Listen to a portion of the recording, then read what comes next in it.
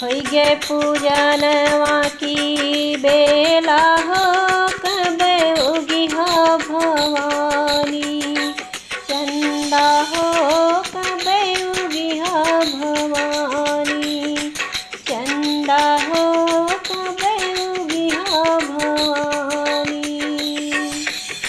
7 बजे उगी हो कि 8 बजे उगी हो कि उगी हो। 8:15 हो कब उगी हो भवानी। चंदा हो कब उगी हो भवानी।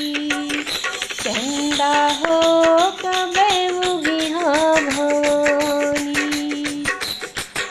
16 सिंगार कैला चली छठ की ओरिया। 16 सिंगार कैला चली छठ की ओरिया। चली सके गगना में हुई गई अंजुरिया। चली सके गगना में हुई गई अंजुरिया। जैसे खेताए चंदा जैसे खेताए चंदा कैले पूजनिया। चंदा हो कब उगी हो भवानी। जैसे खेताए चंदा कैली पूजनिया। चला हो चला चली सखिया सयानी। चंदा हो कब उगी हो भवानी। चंदा हो कब उगी हो भवानी।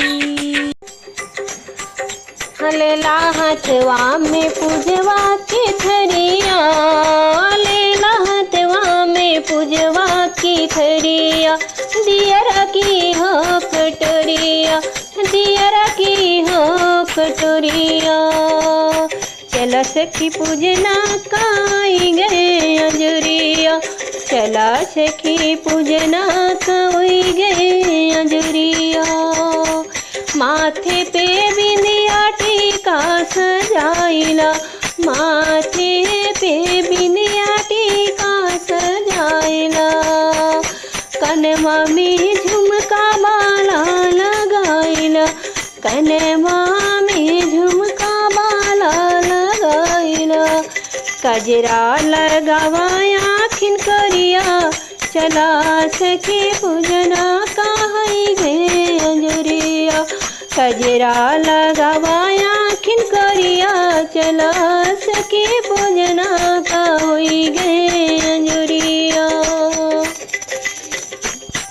गले में हरवा हाथों में कंगना। गले में हरवा हाथों में कंगना। तन पे लहंगा पैरों में पायल। तन पे लहंगा पैरों में पायल। चम चम चम के चुनरिया। चला सके पूजना का होई गए अंजुरिया। चम चम चम के चुनरिया। चला सके पूजना के हुई गए अंजुरिया। लेला हथवा में पूजना के थरिया। लेला हथवा में पूजना के थरिया। हदियरा की हो कटोरिया। चला सखी पूजना का होई गए अंजुरिया। करवा सजावा सखी कलसा सजावा। करवा सजावा सखी कलसा सजावा। ऊपरा से 7 सिक्कियाँ लगावा। ऊपरा से 7 सिक्कियाँ लगावा। दर्शन करने का सजन का बुलावा। दर्शन करने का सजन का बुलावा। तनी देख लिया चंदा की ओरिया। चला सके पूजना के होई गए अंजुरिया।